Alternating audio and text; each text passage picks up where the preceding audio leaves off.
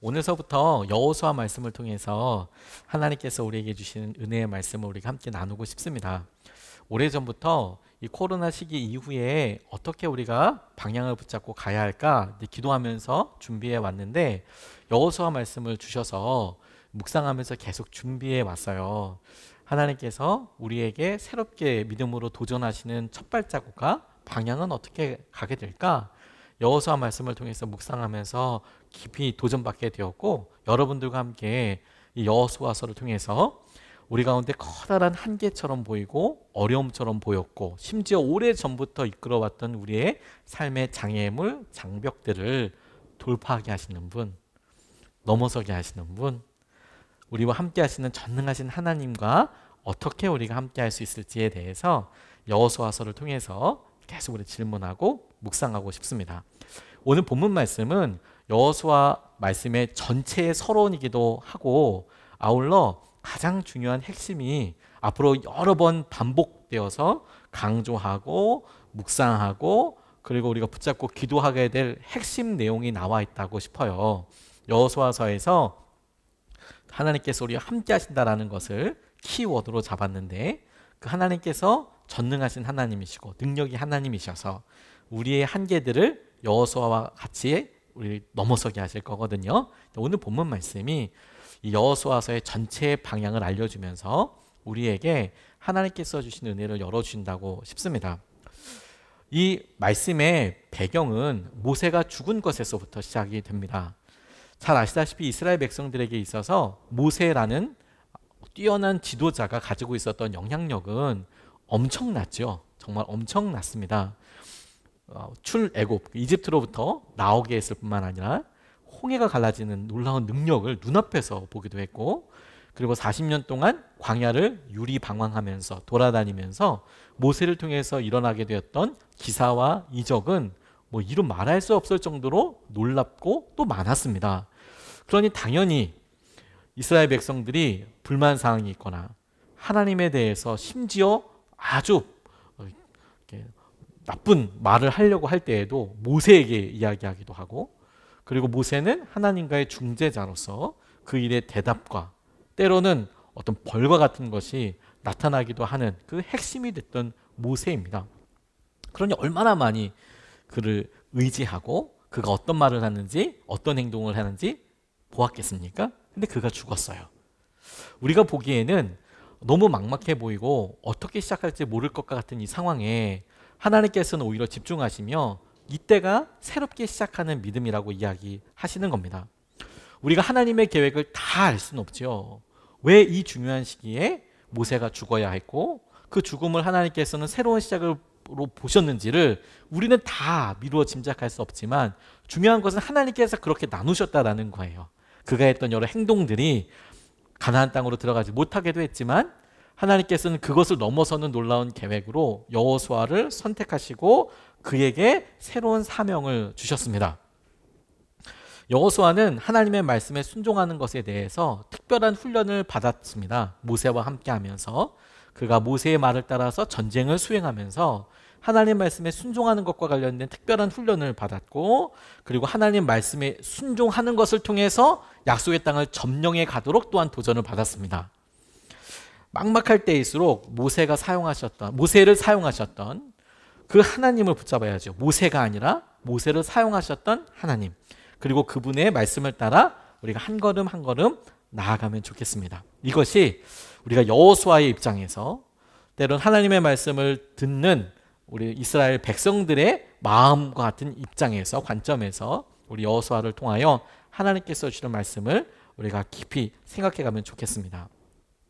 능력의 주님께서 함께 하시는데 그 함께 하시는 것을 여호수아와 이스라엘 백성들이 스스로 알 수 있는 방법도 허락하여 주셨습니다. 그게 오늘 본문 말씀에 이야기하고 있는 핵심 내용이라고 싶어요. 오늘 본문에서 첫 번째로 우리가 주목하고 붙잡고 싶은 것은 하나님께서 우리에게 명령을 주십니다. 그런데 명령만 주시는 게 아니라 명령과 약속을 함께 주신다라는 점을 우리가 붙잡고 싶어요. 주님께서 우리에게 명령을, 사명을, 말씀을 우리에게 허락해 주시는데 우리가 해야 할 일만 주신 것이 아니라 그 말씀과 사명과 약속에는 하나님께서 주신 허락하심의 열매도 있고 이렇게 인도해 주겠다는 응답도 함께 있는 겁니다. 오늘 2절, 3절 말씀을 보면 이렇게 나와 있습니다.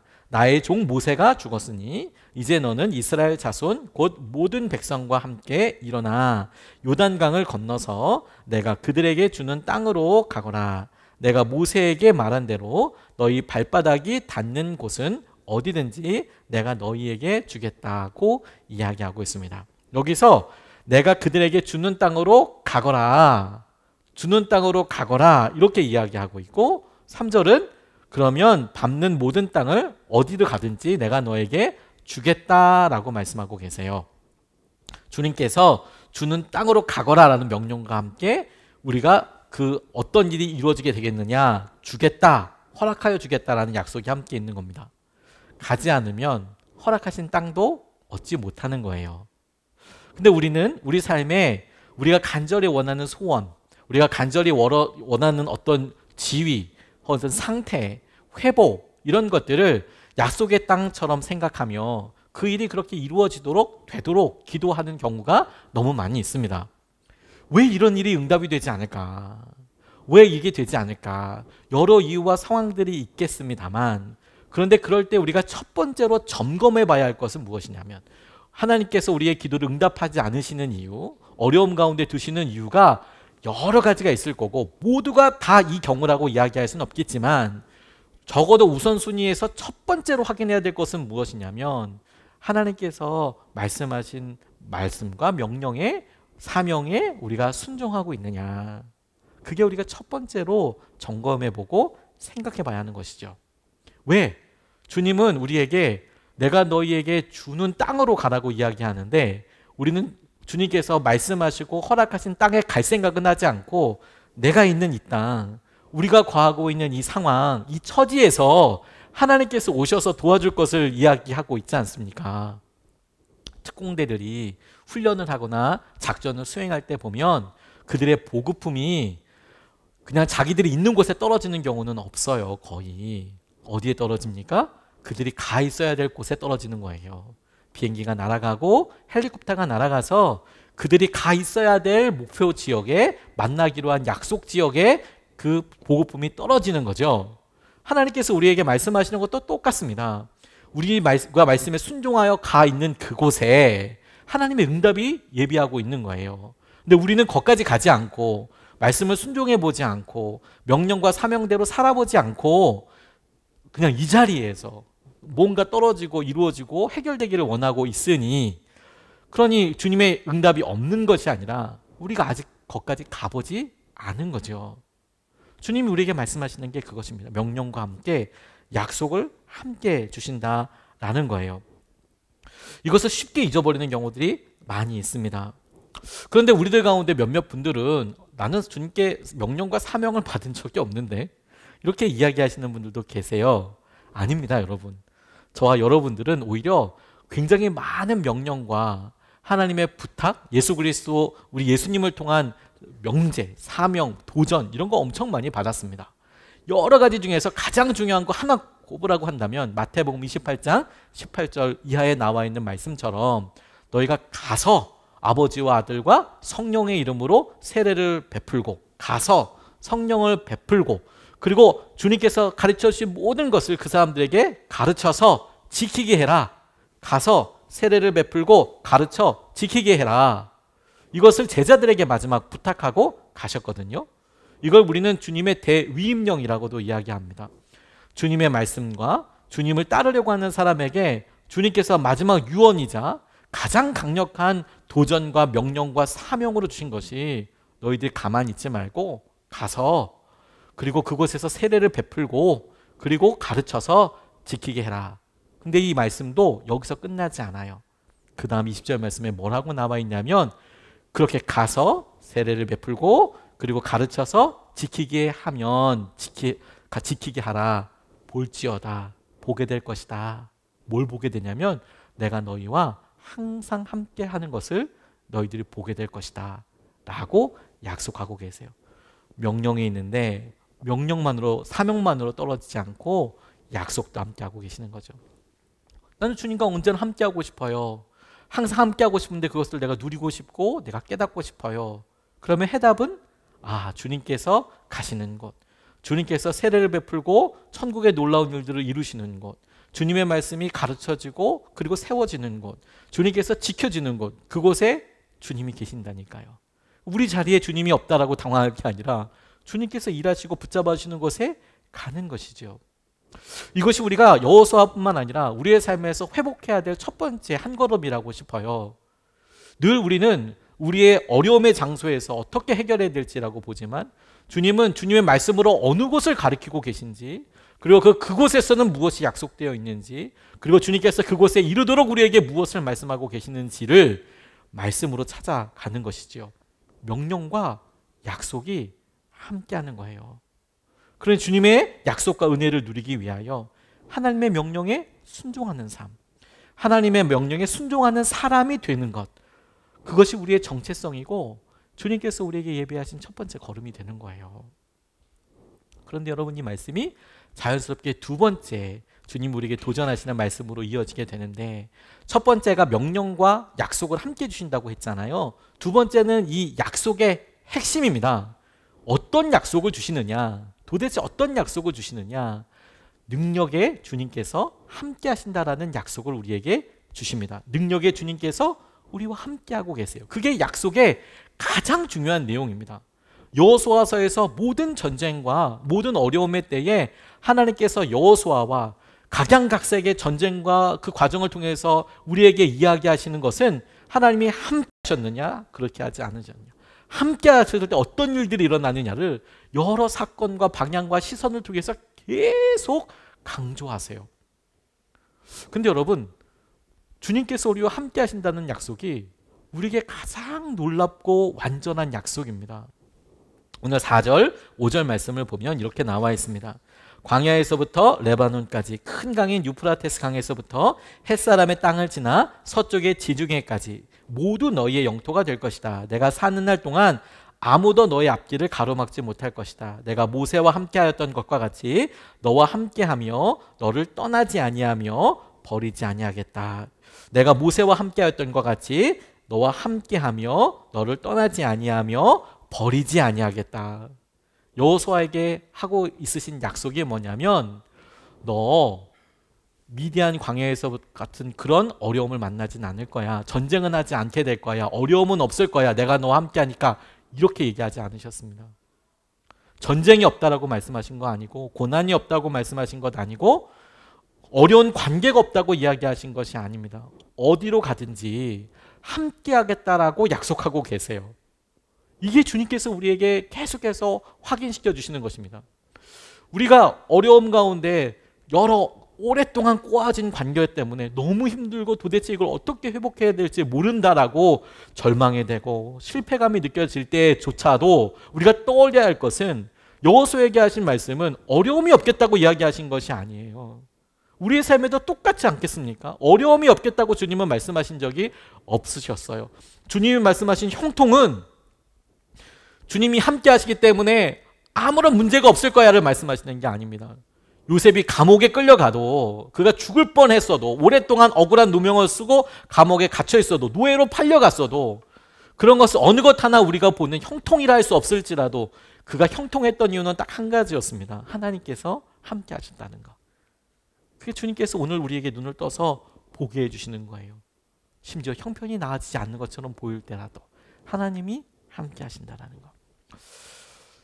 제가 어느 여자 목사님의 이야기를 듣고 참 깊은 감동을 받은 적이 있었습니다. 이 여자 목사님의 아버지도 목사님이셔서 어렸을 때부터 어렵고 힘들게 미자립 교회에서 자라게 되셨는데, 이분이 어렸을 때 아버지께서 저희 아버지처럼 뇌출혈로 쓰러지셨나 봅니다.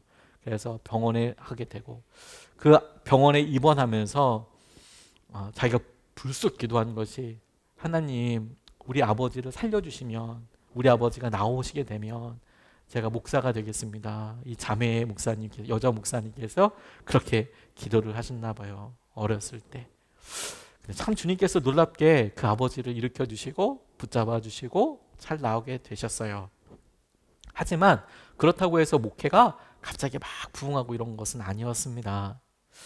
아버지가 목사님인데 그 교회에서 참 여러 귀한 사역들, 방송도 귀하고 뭐 여러 섬김들이 있습니다만 제일 일반적으로 간절히 필요한 것 사역 중에 하나가 뭐냐면 이제 반주자예요. 반주자.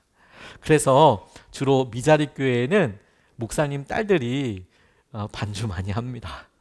그래서 이 목사님이 이 딸에게 약간의 의도와 약간의 부담감을 가지고 피아노를 알려주셨어요.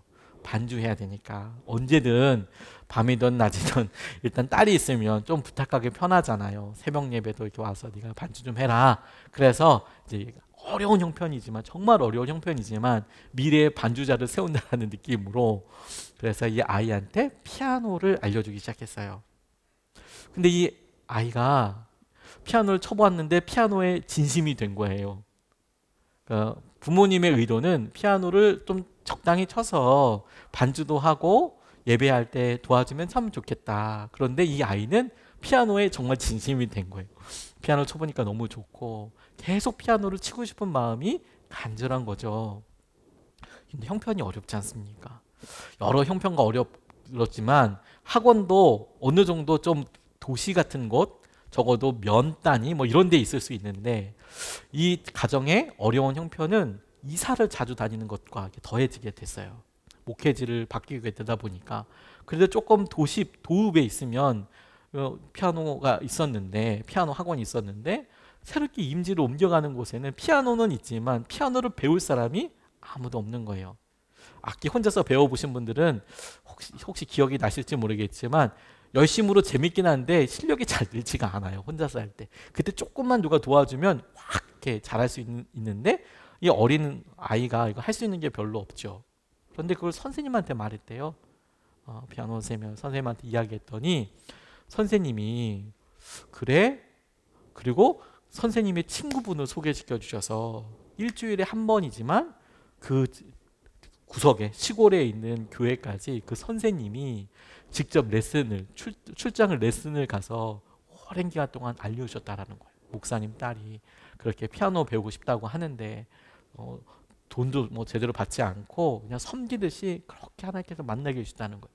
상황은 바뀌지 않는데 피아노 소원을 품고 이야기했더니 주님이 그렇게 길을 열어주시더래요. 근데 꿈이 그렇게 이어지면 좋은데 또 이사를 하시게 된 거예요. 사역지를. 그러니까 두 번, 세 번 그렇게 이동하게 되니까 선생님도 함께 그렇게 이동하는 것은 어렵죠. 그러니 이제 고등학교 들어가서 그냥 공부해서 하면 좋겠다 이렇게 생각을 했는데 고3 때가 될 무렵에 친구들과 이야기하다 보니 친구들이 피아노도 준비하고 음대 특별히 음악 교사가 되겠다고 준비하는 친구들과 친하게 지나게 됐답니다.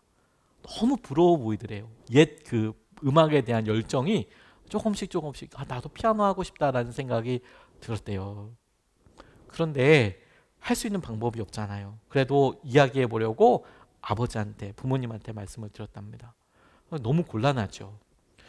두 가지가 곤란한데 첫 번째 이 예체능 음악 한다는 것은 그냥 하고 싶다고 되는 게 아니라 참 재정이 부담스러울 때가 있습니다. 특별히 입시를 앞두고 나면 부담스러울 정도로 재정이 많이 들어간다고 해요. 근데 이 목사님 형편에서는 그걸 이렇게 해줄 수가 없는 거죠. 두 번째, 뭐 비슷한 맥락일 수 있지만 두 번째는 뭐냐면 선생님을 또 쉽게 구하기가 이게 쉽지가 않은 거예요. 그런데 너무 소원하니까 아버지가 해보라고 그러면 네가 하고 싶으니까 해보라고. 근데 고3 때 바꿔서 네가 음악을 계속 해온 것도 아니고 고3 때 바꿔서 이게 되겠냐? 피아노가 이게 되겠냐?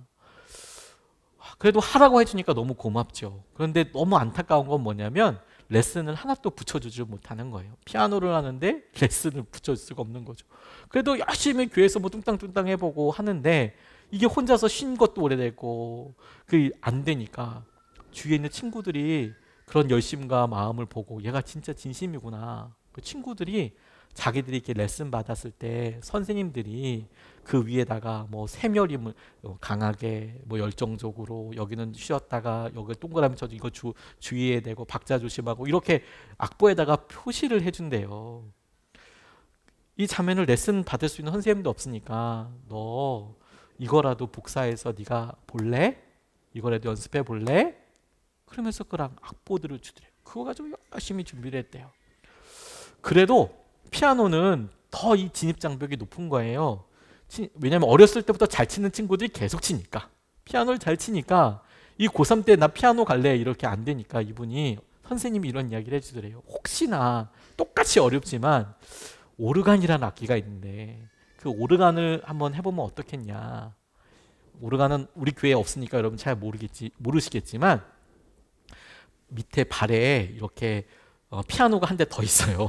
큰 페달이 있어서요. 피아노 같이 생긴 애가 있어요. 그래서 손만 바쁘게 움직이는 게 아니라 발도 이렇게 같이 눌러요. 미도 누르고 솔도 누르고 이렇게 막 계속 눌러서 엄청 온몸이 다 바쁜 그런 악기입니다.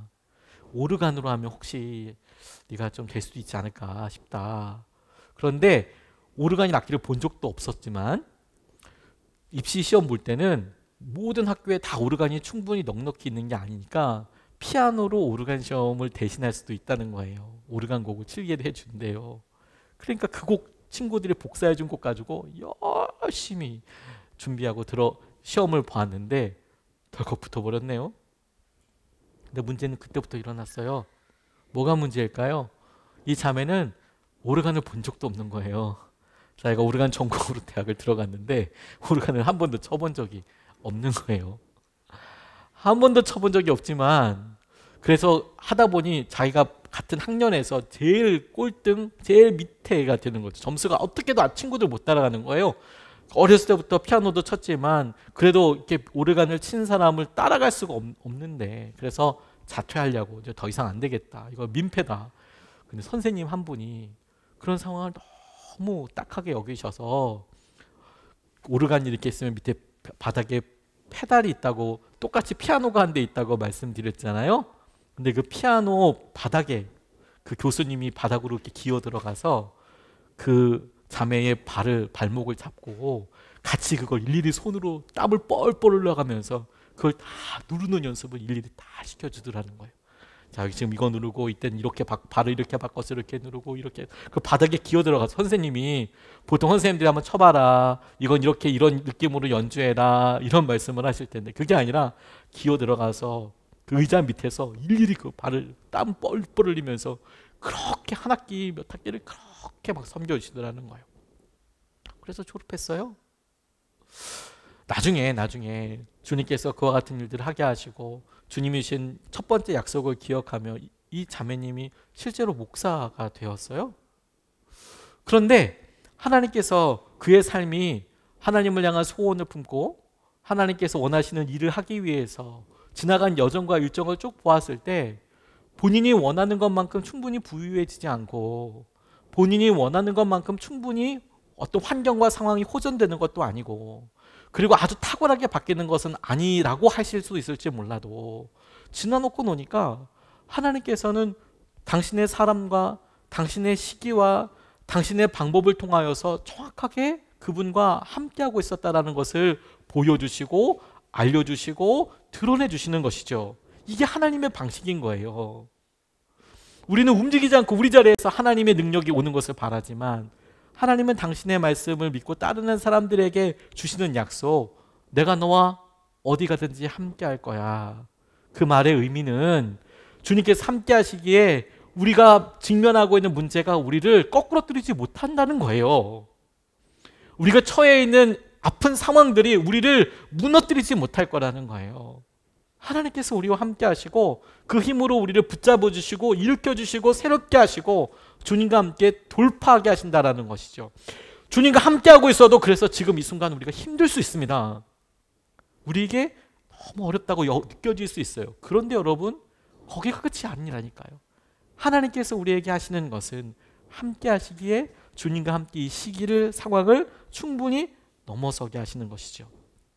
능력의 주님께서 우리와 함께하고 계세요. 그러니 여러분, 우리가 그 함께 하시는 주님을 의지하여 주님께서 주신 은혜를 누리는 곳까지 나아가야 하겠다 싶습니다. 그런데 주님께서 오늘 본문 말씀에 그러면 주님이 이와 같이 우리와 함께 하신다라고 이야기할 때 우리가 말씀으로 확인할 수 있는 참 놀라운 것 한 가지를 더 우리에게 이야기해 주셨어요. 주님께서 첫 번째로 명령과 약속을 같이 주신다고 하셨잖아요. 두 번째로 그 약속의 핵심은 능력의 주님이 함께 하신다고 하셨잖아요. 근데 함께 하시는 그 주님을 우리가 어떻게 알아차리느냐, 스스로 자각하느냐, 스스로 의지하느냐와 관련돼서 세 번째 말씀을 주셨는데, 그것은 우리가 우리 스스로 하나님이 함께 하신다는 것을 알 수 있는 방법으로 어떻게 하냐? 말씀으로 확인할 수 있다는 거예요. 말씀으로 확인한다는 것은 무슨 얘기냐?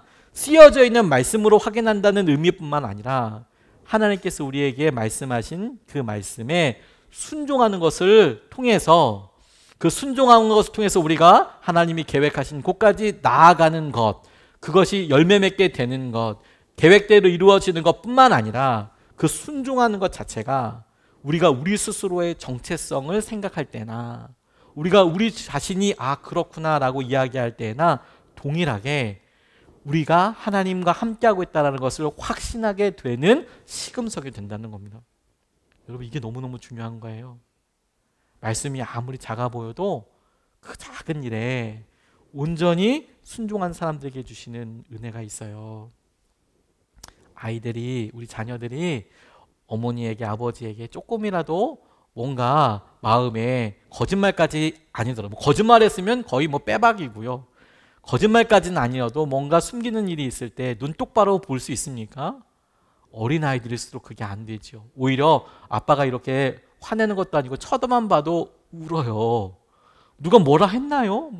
그런데 아이들이 자기 마음속에 내 안에 있는 여러 눌림과 어려운 것들이 있지요. 어른들은 안 그런 것 같습니까? 우리가 배우자 사이에서도, 그리고 우리가 자녀들에 대해서 심지어 이야기할 때에도 우리가 떳떳하지 않으면 우리 마음속에 있는 그런 연약함과 어려움 때문에 우리가 하지 못할 말들이 많아지고, 우리가 믿을 수 없는 영역들이 많아지고, 우리가 의심할 수 있는 영역들이 많아집니다. 하나님께도 똑같아요. 우리가 순종하지 못하는 것, 우리 마음에 있는 한계들이 우리를 그렇게 이끌어 간다는 거예요. 7절에서부터 9절까지의 말씀을 보면 이렇게 증거하고 있습니다.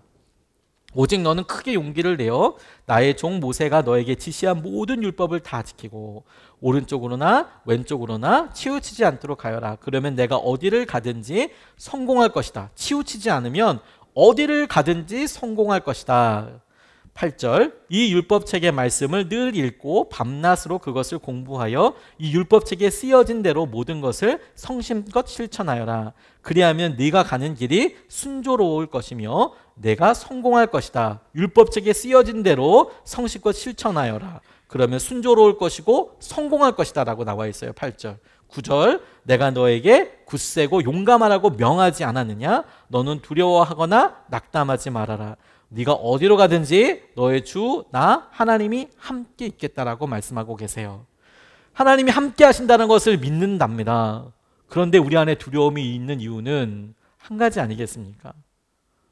우리 안에 죄와 연약함과 하나님 말씀에 순종하지 못하는 것들 때문에 우리가 두려워하고 낙담하게 되는 겁니다. 죄는 반석이 아니에요. 언젠가는 들어지게 될 허물어질 건초 같은 곳 위에 돌 하나도 세울 수가 없는 거예요. 그냥 무너지게 되어 있는 거예요. 우리 마음속에 그것을 아는 것이죠. 근데 이건 거꾸로도 이렇게 생각할 수 있는 거예요. 어느 곳에서든지 하나님께서 우리와 함께하고 계셔. 하나님이 함께 하시기 때문에 우리가 돌파해가고 성공할 수 있고 우리가 그 일을 넉넉히 이기게 돼. 어떻게 그게 가능해? 라고 이야기할 때 우리 스스로가 말씀에 그렇게 쓰여 있잖아 뿐만 아니라 우리가 하나님의 말씀에 아무리 작은 일이어도 순종하고 있을 때 주의 놀라운 은혜와 마음을 경험하는 거예요. 여러 주님과 동행하는 사람들이 있겠지만 하나님의 임재 연습이라는 책을 쓴 로렌스 수사가 남긴 글을 보면 엄청난 이야기들이 나와 있지는 않습니다. 근데 많은 사람들이 그가 주님과 정말 친밀하게 가까이 살며 동행했다라고 이야기해요. 정작 그가 했던 일은 뭐냐면 부엌에서 그냥 주방 보조 일을 했어요. 설교하는 사람이 아니었습니다. 그냥 마기를 해야 하는데 그것이 교회처럼 사람들이 살아야 되니까 누군가는 구두도 수선해야 되고 청소도 해야 되고 나가서 밭도 갖고 와야 되고, 근데 다리를 절었거든요. 다리를 심하게 절었기 때문에 넘어지는 경우도 많았고, 그래서 주방에서 주방 보조를 했어요. 그러니 물건 주방 뭐 그런 야채나 뭐 식재료들 나르는 거, 써는 거 이런 일이 요즘은 셰프나 뭐 요리사들이 참 각광받고 존경받고 있지만 예전에는 그렇게 뭐 그닥 혹시 그것도 맛이 뭐 대단한 요리사인 것도 아니고 그냥 단체로 이렇게 식사 만드는 곳에서 식사 보자는데 뭐 그것을 대단하게 생각했을까요? 당시의 사람들이. 근데 그가 하는 일이 대단한 게 아니었다니까요. 근데 하나님께서 그와 함께 하신다는 것을 사람들이 알았어요. 왜 그럴까요? 그가 스스로 갖고 있는 확신의 중심은 그가 하나님과의 관계에 계속해서 허물이 드러날 때마다 끊임없이 회개하며 거칠 것이 없도록 끊임없이 노력하는 삶을 살았기 때문이에요. 다시 말해서 하나님의 말씀에 순종하려고 몸부림치는 삶을 살았기 때문이에요. 하나님께서 주신 말씀에 순종하였기 때문에 그렇게 확신할 수 있었던 것입니다. 이게 너무 중요한 거예요. 우리가 회복해야 될 일이기도 합니다. 우리가 말씀을 하나님이 함께 하신다는 것을 알아요. 기도도 합니다. 그런데 여러분 그 기도와 우리의 믿음이 온전히 방향을 잡고 그것이 능력이 되기 위해서 헛다리를 짚는 그런 게 아니고 정말 힘을 받아서 도약돌이 되고 디딤돌이 되어서 나아가기 위해서 올라가기 위해서 반드시 필요한 것이 무엇이냐면 작은 일이어도 주님의 말씀에 순종해서 앞으로 나아가는 거예요. 그게 우리를 주님께서 약속하신 약속의 땅, 주님이 말씀하신 은혜의 보급지, 주님께서 약속하신 응답이 떨어져 있는 곳까지 우리를 가게 하는 거예요. 엄청난 뭐 순종들로 거기 점프하는 게 아니라 날마다 한 걸음씩 가는 것 같지만 그것이 우리를 견고하고 담대하게 하나님께서 우리에게 약속하신 응답에까지 이르게 합니다. 그래서 우리 스스로 확신해요. 말씀을 통해서 내가 말씀에 순종함으로. 엘리야가 850대 1로 이방 아세라 선지자, 바알 선지자와 이야기할 때 그가 여러 이스라엘 백성들 앞에서 기도할 때 그 이스라엘 백성들은 하나님을 막 믿고 따르는 게 아니라 오히려 마음이 호로록 넘어가서 바알 그리고 아세라 그들을 믿는 그런 마음으로 호로록 넘어가고 여호와 하나님도 믿겠다고 얘기하고 흔들리는 사람들 앞에 엘리야가 뭐라고 기도하면 내가 하나님의 종인 것과 내가 하나님의 뜻대로 이 일을 하고 있다는 것을 하나님 여기 있는 사람들에게 보여주십시오. 내가 하나님의 종인 것과 내가 하나님의 뜻대로 이 모든 일을 하고 있다는 것을 하나님 보여주십시오. 850대 1 앞에 그가 그렇게 담대하게 할 수 있었던 이유는 뭐냐면 그가 자기가 하나님의 종이라는 확신이 있었고 하나님의 말씀대로 순종하고 있다는 확신이 있었기 때문이에요. 그가 자기가 하나님의 종이라고 확신할 수 있었던 이유는 하나님의 부르심 때문이기도 하지만 도망가든 어디 가든 어쨌든 하나님의 뜻대로 순종하고 살았기 때문에 그런 거예요. 여러분 우리가 우리 마음속에 두려워하게 하고 우리를 힘들어하는 그 사람 앞에 하나님 앞에 입을 열어서 이렇게 엘리야처럼 기도할 수 있겠습니까? 주님, 제가 주님의 종인 것과 제가 이 모든 일을 주님의 뜻대로 행하고 있다는 것이 드러나게 해주십시오. 그렇게 기도할 수 있다면 그건 반드시 응답이 될 겁니다. 우리 마음이 그와 같이 정리된다면 그와 같은 마음을 대비하고 준비하는 유일한 방법은 말씀과 주님께서 우리에게 이야기하신 것대로 조용히 순종해 나가는 삶이에요. 하나님께서 아브라함에게 꿈 하나를 주셨습니다. 충격적인 꿈이었습니다. 독자 이삭을 외아들 이삭을 바치라라는 내용이었습니다. 이스마엘 있을 때 얘기해 주셨으면 정말 좋았을 텐데 이스마엘 쫓아내고 난 다음에 이삭을 바치라고 이야기하시니 그에게는 정말로 아들이 딱 하나 남아 있는데 대를 물린 그 아들 번제로 바치라고 이야기하셨습니다. 아브라함 주저하지 않았던 것처럼 보입니다. 그 다음날 아침 일찍 일어나서 예배에 필요한 번제를 드릴 때 필요한 물건들을 성품성품 챙기기 시작했고 길을 떠났습니다. 아예 그의 마음이 얼마나 단호했을까. 주님이 그 마음을 모르셨을까요? 저는 분명히 알았을 것 같습니다. 그렇게 쭉 하나님께서 말씀하신 그곳까지 가는데 3일이 걸리는데 그곳까지 갈 때 그 결연한 마음을 모르셨겠습니까? 마침내 그들이 도착해서 하나님께서 지정하시고 말씀하신 모리아 산 앞에 있게 됐을 때 아브라함이 함께였던 하인들에게 이곳에서 나와 아들 이삭이 저곳에 올라가서 예배드리고 돌아올 때까지 너희들 기다리고 있으라라고 말씀했어요. 그때 하나님께서 아브라함의 결연한 마음을 모르셨겠습니까? 아셨을 거예요. 모리아산 올라갑니다. 갖고 있었던 여러 나무 그리고 필요한 것들 불도 가지고 올라갑니다. 불은 왜 가져갔을까 싶지만 여러분 그때는 토치나 라이터나 이런 게 있는 때가 아니지 않습니까? 그러니까 불을 준비해서 가져가야 되는 거예요. 그 산 꼭대기에서 불을 어디서 갖고 오겠습니까? 불까지 준비해서 가는데 이삭에게 물어봐요. 그동안에 아버지 아브라함이 그렇게 예배하고 번제하는 거 많이 봤거든요. 그 중에 핵심이 뭐였냐면 양이든 염소든 뭔가 바칠 재물이 있어야 되는데 그게 없네요. 그래서 물어봅니다. 어디 있냐고요? 하나님께 드릴 재물은 어디 있냐고 물어봐요. 그랬더니요, 아브라함이 하나님께서 준비하실 거야 라고 이야기합니다. 아브라함이 하나님의 뜻을 몰랐을 리 없고, 아브라함이 어떤 마음과 심정으로 이야기하고 있을지 하나님께서는 분명히 아셨을 텐데, 그런데도 하나님께서 아무 말씀하지 않으셨어요. 올라갔습니다. 산꼭대기에 그곳에 올라가서 가지고 갔던 그런 나무들을 다 이렇게 펼쳐놓습니다. 그리고 마지막에는 자기 아들을 그곳에 이제 묶어가지고 바치려고 그래요. 기적 중에 진짜 기적은 뭐냐면 이삭이 잡혀준 거예요. 그가 젊은 몸에 반항이라도 하려고 그랬으면 분명히 적어도 그 위험 상황에서, 이삭의 입장에서 위험 상황이죠. 아마 도망칠 수 있었을 거예요. 근데 그가 거기서 그냥 그렇게 잡혔습니다. 하나님 그때도 아무 말씀하지 않으셨어요. 그때만 붙잡아 주셨어도 관계가 깨지지는 않을 것 같아요. 그런데 아무 말씀 안 하셨습니다. 칼 빼서 그를 정말 죽이려고 했을 때, 그때에서야 주님께서 급하게 하늘로부터 소리가 있어서 아브라함아 아브라함아 내가 네 마음 알겠다. 그리고 수풀에 걸려있는 수양을 발견하게 하세요. 오래전부터 있었던 그 수양을. 그리고 대신 아브라함이 말했던 그대로 그것을 대신 번제로 바치고 내려오게 되죠.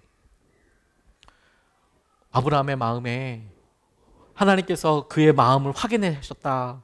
그리고 하나님께서 모리아산 꼭대기에 올라갈 때까지 아무 말씀 안 하셨던 것은 모리아산 꼭대기에 가서야 누릴 수 있는 은혜가 있거든요. 근데 우리는 그걸 자꾸 잊어버립니다. 그래서 우리가 믿음 생활하면서 어떤 분의 간증이나 우리의 예전 일을 떠올리면서 모리아산 갈 생각은 하지 않고, 저 위에 가면 모든 것이 다 준비된다는데, 여호와 이레 주님께서 뭔가 준비된다는데, 이렇게만 생각을 해요. 다른 사람들에게 들었던 하나님, 다른 사람들이 보았다던 하나님, 다른 사람들이 응답해 주셨던 그 하나님을 떠올리는데, 안타까운 것은 무엇이냐면 모리아산에서 준비되는 건 알아요. 가지 않아요. 그리고 우리는 모리아산에서 역사하신 하나님만을 이야기합니다. 하나님은 우리가 모리아산에서 만나기를 원하세요. 그리고 이 사건이 정말 놀라운 것은, 그게 우리에게 정말로 중요한 이유는 뭐냐면, 하나님이 우리 자신의 마음을 아실 뿐만 아니라 우리도, 아브라함도 자신이 어디까지 순종할 수 있는지 알게 된다는 거예요. 아브라함은 모리아산 꼭대기까지 올라갈 때까지 자기가 이삭을 바칠 수 있을지 마음은, 이론적으로는 그럴 수 있겠다고 생각하죠. 근데 정말 드리는 건 두 번째 문제예요. 정말 믿음에 순종을 하는 건 두 번째 문제입니다. 정말 그렇게 나아가는 전혀 다른 문제예요. 근데 이제 아브라함도 알아요. 자기가 어디까지 순종할 수 있을지, 어디까지 드릴 수 있을지. 하나님께도 이것이 놀라운 영광이지만 아브라함께도 이것은 정말 놀라운 은혜이고 영광인 거예요. 그렇게 순종할 수 있는 사람에게 여러분, 그 다음에 하나님께서 주신 은혜와 마음은 더 분명해지지 않겠습니까? 저 개척 준비할 때 청빙 이야기 몇 번 드렸었는데, 개척하기 바로 전에 청빙 가게 됐을 때 그 교회가 재정적인 부담이 아주 큰 교회였어요. 건물을 엄청 크게 지어 놓았는데 목사님께서 그 건축하시면서 돌아가셨어요. 그래서 후임자를 뽑는데 제가 갈 수 있게 됐어요. 근데 빚이 어마어마했습니다. 건축 빚이. 성도님들은 이미 다 이렇게 떠나시고 남아 계신 분들은 목사님, 형제 자매분들이 남아 계시는데, 새로운 목사님이 부임하시면 아마도 교회를 옮기실 가능성이 굉장히 높죠. 교회는 엄청 잘 지어놨다니까요. 굉장히 넓게 엄청 넓어놨어요. 근데 문제는 교회 건축 빚이 제 월급으로는 100년 동안 갚아도 안 되는 빚이었다니까요. 근데 주님께서 제게 그걸 놓고 기도하면서 가겠다고 순종하게 하실 때 제 마음속에, 내가 내 평생에 하나님께 이만한 헌금을 언제 드릴 수 있어? 처음에는 그 빚 때문에 절대로 가면 안 되겠다는 생각을 했거든요. 근데 시간이 지나고 기도해 보니 제가 제 신용으로 그렇게 돈을 빌릴 수도 없고, 하지만 제가 담임 목사가 되는 순간 그 목사님 대신 다 사인하고 다 제 이름으로 다 하게 될 텐데, 그러면 이제 다 제가 책임져야 될 거죠. 교단에서나 이런 데나. 근데 가만 생각해 보니 이것이 빚이 아니라 하나님께 내가 드릴 수 있는 기회라고 생각하니까 너무 영광스러웠어요. 근데 결국에는 그 교회에서 저를 받진 않았습니다. 당시에 교회에 그 빚을 좀 많이 갚아주기를 원했는데 전 돈이 없었거든요. 정말 돈이 없었거든요. 교회 형편도 그렇게 되진 않았고, 근데 안 가게 됐습니다. 근데 뭐가 바뀌었는지 아세요, 여러분?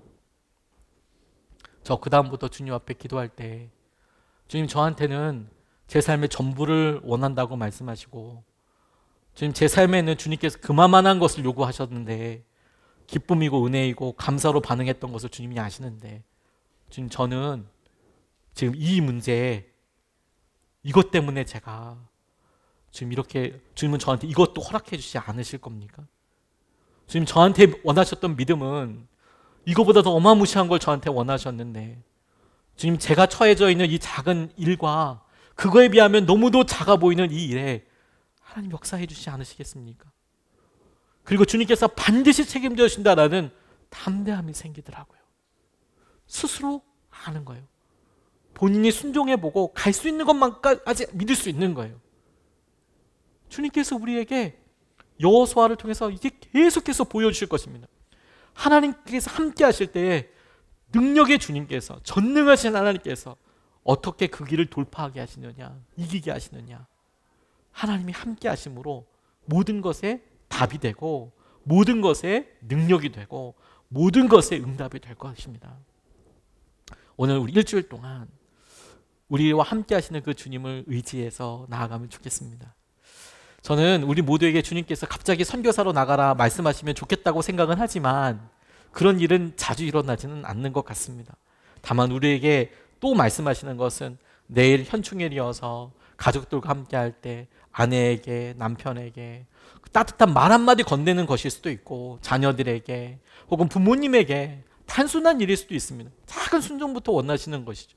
근데 그런 작은 도전과 말에 우리가 아주 기밀하게 순종해 나가고 그것을 쌓아 나갈 때 여러분, 우리가 약속의 땅에 들어가 있을 거예요. 주님이 응답을 떨어뜨리는 곳에 우리가 저벅저벅 거기에 가 있을 거예요. 근데 우리는 잘 모르고 이게 뭐야? 갑자기 은혜가 하늘에서부터 응답이 떨어졌네 라고 생각하지만, 아니요, 우리의 순종이 저벅저벅 한 걸음 한 걸음 걸어간 그곳에 그게 이미 떨어져 있는 거예요. 이번 한 주 여러분, 주님의 응답에 있는 곳에 우리가 나아갑시다. 주님의 응답은 이미 있고 이미 떨어져 있고 이미 그곳에 있어요. 함께 하신다 했으니, 그러니까 그 주님과 함께 우리가 작지만 주님이 우리에게 말씀하신 순종들을 통해서 그것을 우리가 취하도록 주님의 은혜를 누렸으면 좋겠습니다. 우리가 매번마다 성찬을 나누는데 그 특별한 의미는 우리가 매번마다 주님이 십자가에서 우리에게 주신 약속을 상기하고 떠올리고 다시 재확인하고 다시 약속한다는 데 있다고 싶어요. 주님의 약속이 헐겁기 때문이 아니라 우리 스스로를 위한 하나님의 방편이라고 싶어요. 주님이 십자가에서 단 한 번 목숨을 바꾸셔서 이루신 십자가의 은혜가 우리에게 기억하라라는 것을 통해서 우리는 연약하기에 그걸 끊임없이 반복하면서 십자가가, 그 은혜가 오늘도 우리에게 함께 할 거야. 주님이 우리에게 이루실 거야. 오늘 성찬을 통해서도 그 이루실 주님 우리가 함께 구하고 나아가면 좋겠습니다. 우리 같이 성찬 받기 전에 주님 오늘 이 믿음으로 우리를 붙잡아 주시고 우리에게 놀라운 은혜를 더하여 주십시오. 우리 같이 이렇게 말씀 붙잡고 같이 기도하겠습니다.